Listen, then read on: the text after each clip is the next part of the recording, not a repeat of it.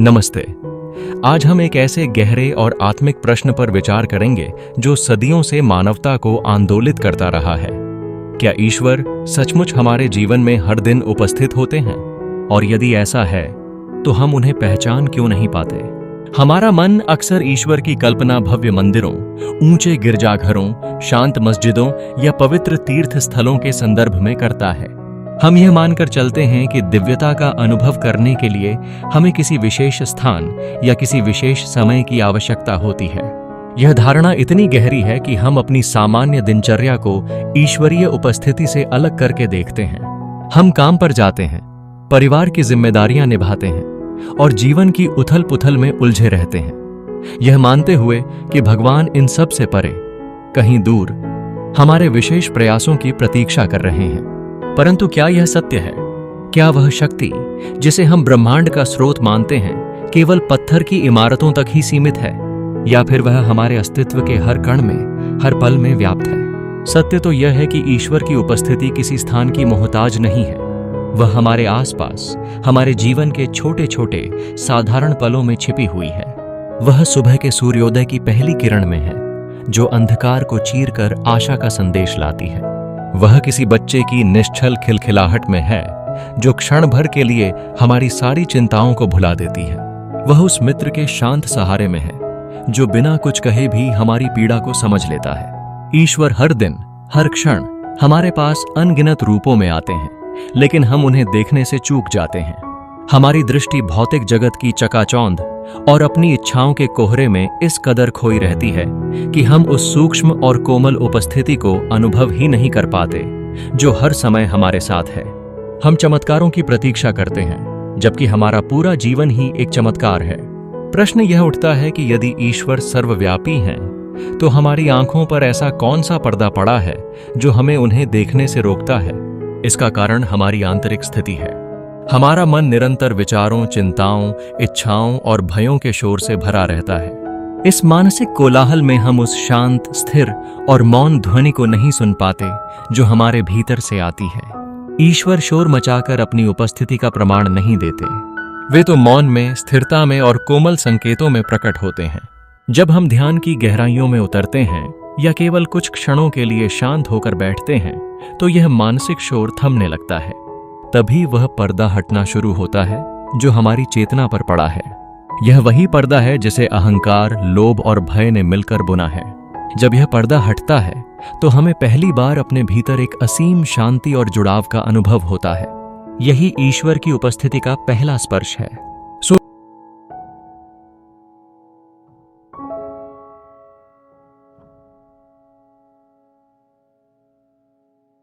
यह प्रेम का शुद्धतम रूप है, और जहां शुद्ध प्रेम है वहीं ईश्वर हैं। किसी अजनबी की अप्रत्याशित दयालुता, जब कोई बिना किसी स्वार्थ के आपकी मदद कर दे, या किसी टूटे हुए हृदय को मिलने वाला एक सहानुभूतिपूर्ण आलिंगन, ये सब ईश्वर के ही तो रूप हैं। जब अचानक आपके मन में किसी की सहायता करने का विचार आता है, या किसी ऐसे व्यक्ति को क्षमा करने का भाव उठता है जिसने आपको बहुत दुख दिया हो, तो समझिए कि यह स्वयं ईश्वर ही है जो आपके माध्यम से कार्य कर रहे हैं। वे आपके भीतर से कह रहे हैं, मैं यही हूं। परंतु दुर्भाग्यवश हम अपनी व्यस्तता, तनाव और आधुनिक जीवन की भागदौड़ में इतने उलझ गए हैं कि इन दिव्य संकेतों को या तो अनदेखा कर देते हैं या उन्हें केवल संयोग मानकर भूल जाते हैं। और फिर हम शिकायत करते हैं कि ईश्वर हमसे दूर हैं, जबकि सच्चाई यह है कि वह हर पल हमें पुकार रहे हैं। हमें बस सुनने के लिए शांत होना होगा। ईश्वर को पहचानने के लिए हमें अपनी दृष्टि को बाहर से भीतर की ओर मोड़ना होगा, और फिर उसी भीतरी दृष्टि से बाहर की दुनिया को देखना होगा। अक्सर कहा जाता है कि दृष्टि बदलो तो सृष्टि बदल जाती है। यह बात अध्यात्म में अक्षरशः सत्य है। जब हम किसी को प्रेम और करुणा,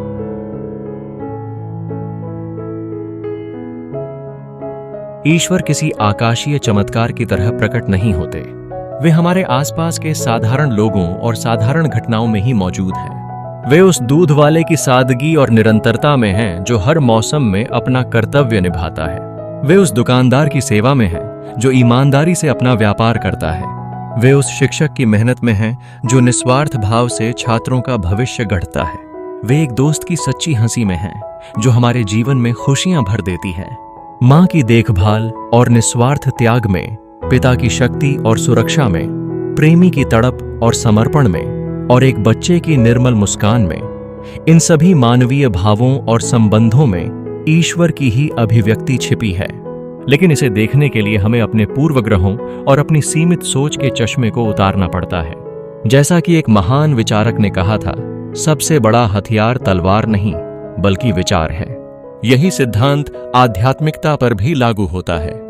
ईश्वर को देखने के लिए भौतिक आंखों की नहीं, बल्कि शुद्ध विचारों और खुली आत्मा की आवश्यकता होती है।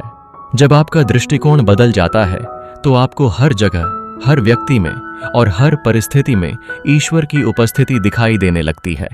वह क्षमा में है, दया में है और सेवा में है। जब कोई आपको बिना किसी कारण के थाम लेता है, जब कोई आपके आंसू पोंछता है, जब कोई आपको हृदय से क्षमा कर देता है, तो उस क्षण में आप ईश्वर का ही अनुभव कर रहे होते हैं।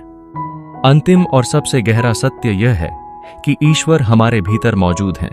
वे हमारी हर सांस, हर धड़कन और हमारे विचारों के दिल में बसे हुए हैं। जब हम अपने भीतर के ईश्वर को पहचानने की कोशिश करते हैं, तो हम एक गहन यात्रा की शुरुआत करते हैं। यह यात्रा मौन और जागरूकता की कला सीखने से होती है। जब हम जीवन की छोटी छोटी बातों में दिव्यता को पहचानना शुरू करते हैं, तो हमारी पूरी अस्तित्व पूजा में बदल जाती है। माँ के हाथ से बनी रोटी की हर बूंद में उसका प्रेम जैसे ईश्वर का प्रसाद बन जाती है। जब हम किसी की दयालुता या सांत्वना के शब्दों में ईश्वर का स्पर्श महसूस करते हैं, तो हम उनकी निकटता को समझ पाते हैं। संगीत जो हमारी आत्मा को छू ले, वह भी ईश्वर का संदेश है। हमें याद रखना चाहिए कि ईश्वर महंगी तीर्थ यात्राओं या कठोर साधनाओं में नहीं, बल्कि सरल और स्वाभाविक चीजों में भी निहित हैं। अब हमें स्वयं से सवाल करना चाहिए, क्या हमने कभी अनुभव किया है कि कोई घटना संयोग नहीं, बल्कि ईश्वर का भेजा हुआ संदेश है? किसी अजनबी की मुस्कान में क्या हमने एक अदृश्य शक्ति नहीं देखी, या किसी बुजुर्ग की आंखों में झलकती करुणा को ईश्वर का आशीर्वाद मानने का अवसर नहीं पाया? यदि नहीं, तो अब समय है अपनी मानसिकता को बदलने का।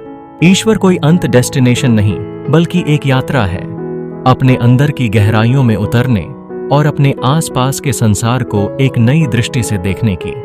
यह यात्रा तब शुरू होती है जब हम अपने हृदय के दरवाजे खोलते हैं और बाहर की सरलता में असाधारणता देखने का संकल्प लेते हैं। हम ईश्वर को दूर ढूंढने की बजाय अपने अंदर महसूस करें, उन्हें अपने कर्मों के माध्यम से प्रकट करें और अपने जीवन के हर साधारण पल में पहचानें।